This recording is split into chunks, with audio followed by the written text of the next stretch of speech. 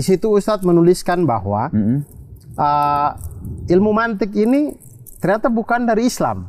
Dia ini dari Sokrates ke Plato ya, ke Aristoteles gitu. Iya. Kemudian diterjemahkan ke dalam bahasa Arab di entah dinasti Abbasiyah kah, mungkin di mana tadi Ustadz tuliskan di situ.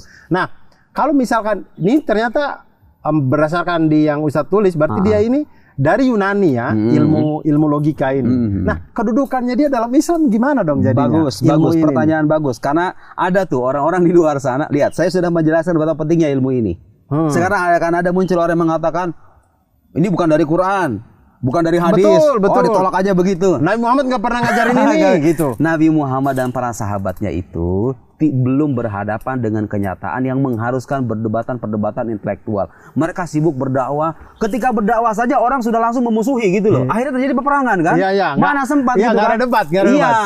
Ada yang langsung samina wa atona, atau ada yang langsung perang aja udah. Rata-rata sahabat tuh begitu. Ketika mereka beriman, mereka itu langsung percaya. Karena kedalaman imannya beda level iman dengan kita. Nih mas, sekarang kita zaman ini udah beda nih. Orang dikit-dikit bicara Tuhan. Tuhan itu apa? Di mana dia kalau ada? Apa buktinya keberadaannya?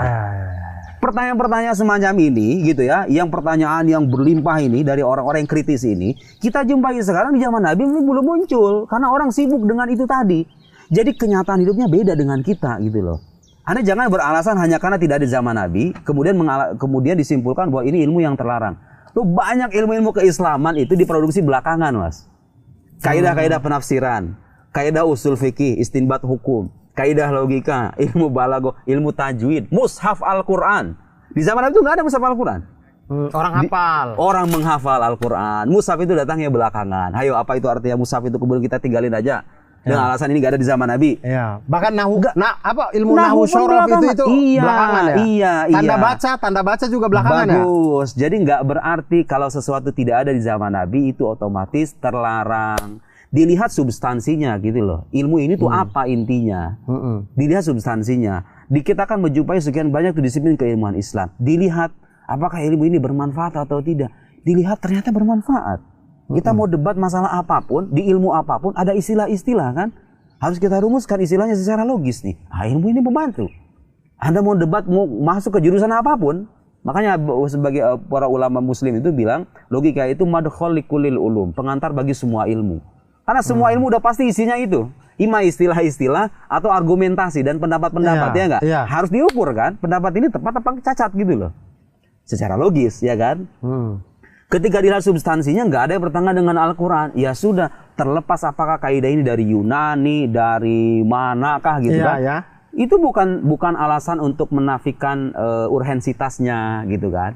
Ya sebagai orang terdidik kita harusnya berpikir begitu dong.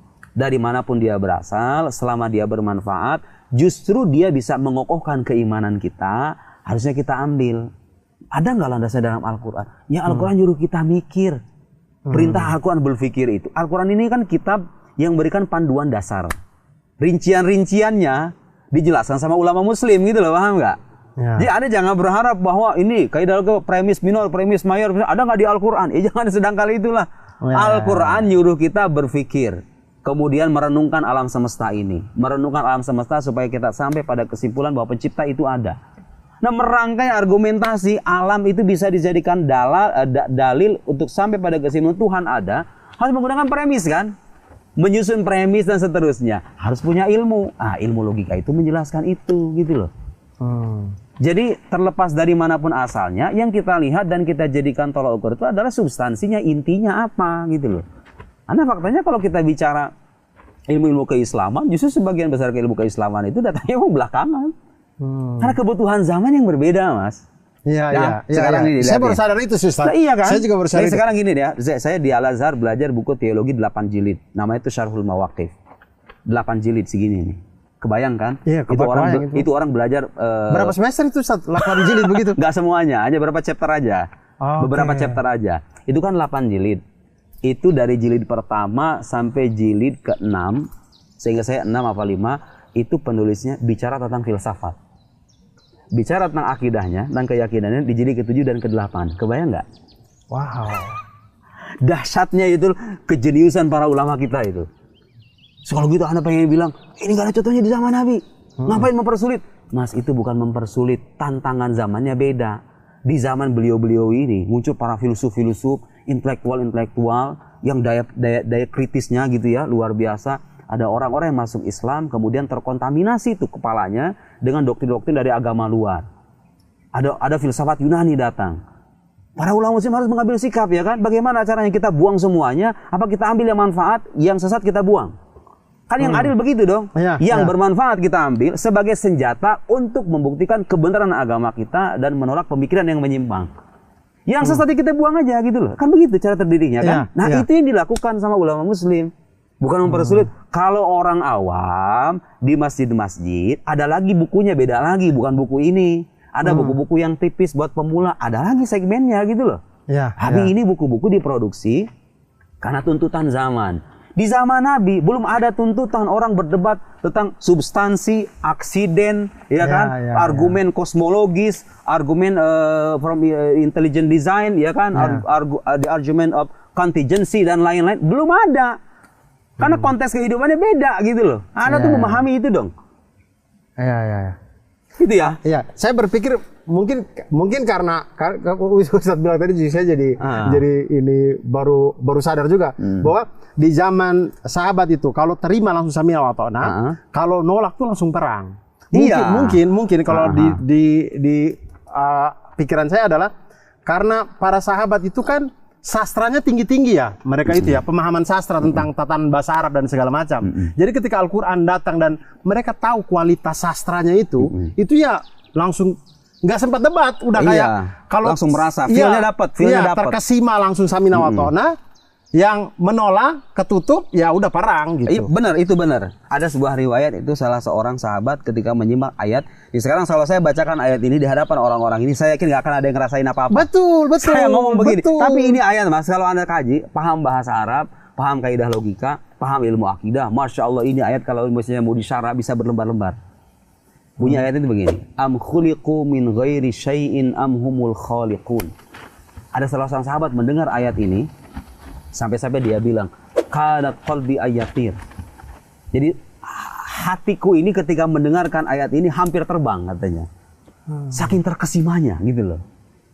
Kemudian ada lagi sahabat lain ketika menyebutkan ayat Al-Qur'an, disebutkan ayat Al-Qur'an, wa khalasu minhu najiyya, dalam surat Yusuf. Itu ungkapan pendek sekali kan?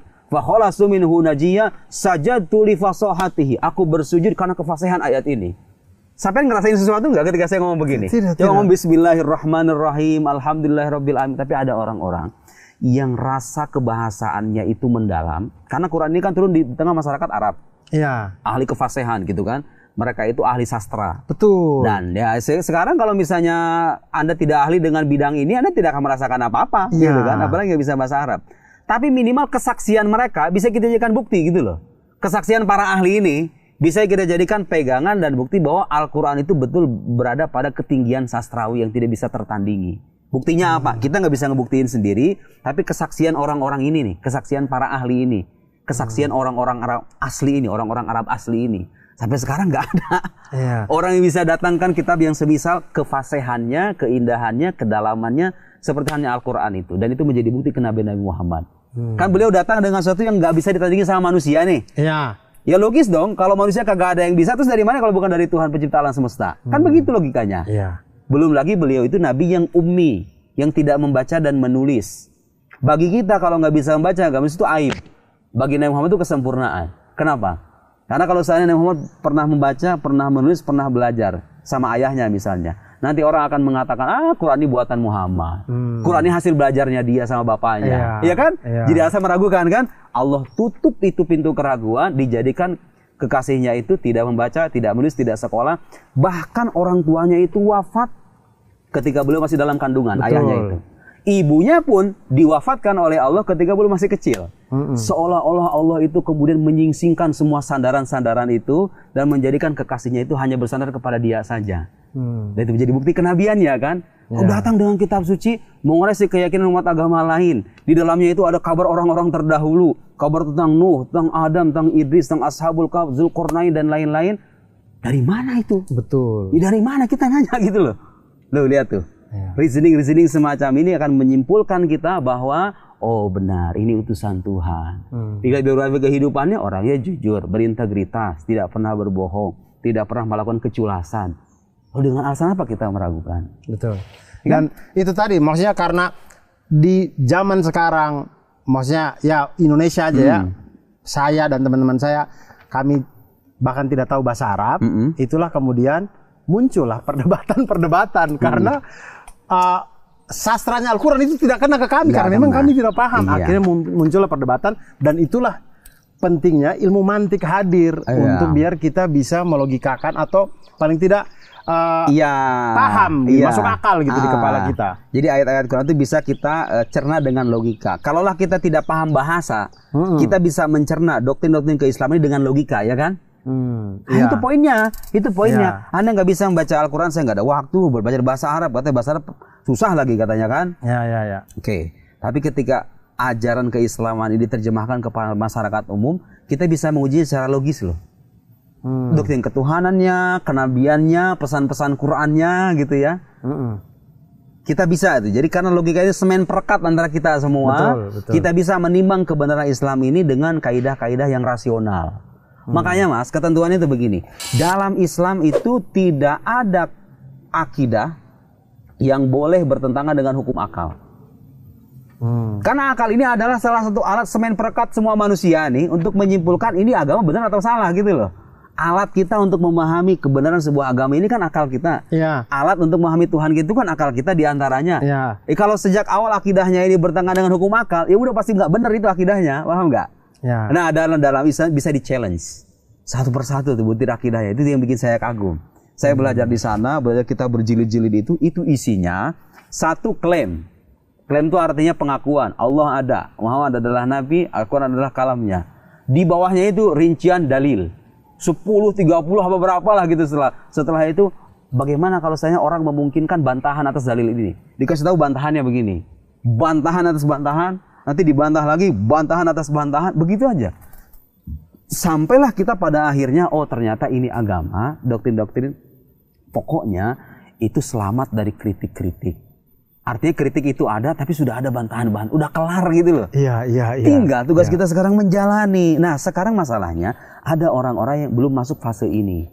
Masih dalam fase mempertanyakan gitu loh. Betul. Bener gak? Agama ini bener apa kagak gitu loh. Kalau orang-orang kayak kita kan tinggal ngamalin aja gitu loh. Betul. Kita kan di luar sana, ada orang-orang gak sebat mondok, baru bisa bahasa Arab, taunya beragama itu gitu-ikutan aja gitu loh. Bagaimanapun pada akhirnya kita dituntut nih menjelaskan agama secara rasional, akidah itu secara rasional, kemudian pesan-pesan Al-Quran juga tersampaikan secara kontekstual, rasional, masuk akal, bisa dicerna. Dengan cara begitulah maka agama bisa diterima oleh masyarakat luas, saya kira, melalui logika. Wah, luar biasa. Saya kira ini teman-teman, kita ini belum masuk kaidahnya, ini baru pengantar doang. Kita udah sampai 1 jam dan kayaknya nanti kita lanjut di episode 2 karena ini juga di waktu yang kami sedang syuting ini sudah mulai terdengar tahrim-tahrim dari masjid seberang ya. Nanti kita break asar dulu nanti. Ustaz masih bisa ya kita lanjut lagi ya. Insya Allah kita masih lanjut lagi. Masih kuat? Masih kuat. Ini malah